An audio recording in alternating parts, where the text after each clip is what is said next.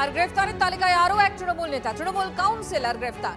2021-এর vote পরবর্তী হিংসা মামলায় গ্রেফতার তৃণমূল কাউন্সিলর স্বপন সমাদ্দার। আরো একবার আপনাদের জানাই এই মুহূর্তের আরো একটা আপডেট। স্বপন সমাদ্দার তৃণমূল কাউন্সিলর গ্রেফতার।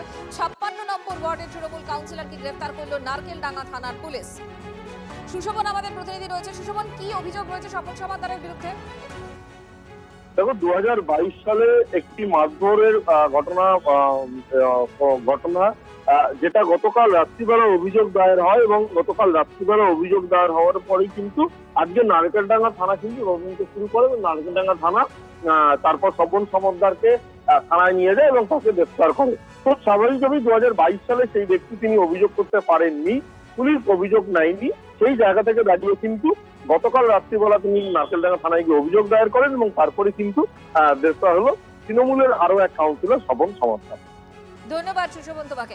আরো একবার আপনাদেরকে জানিয়ে রাখি যে 2021-এর ভোট পরবর্তী হিংসা মামলা, সেখানেই 56 নম্বর ওয়ার্ডের তৃণমূল কাউন্সিলর স্বপন সমাদ্দার, তাকে গ্রেফতার করা হয়েছে। গ্রেফতার করেছে নারকেলডাঙ্গা থানার পুলিশ।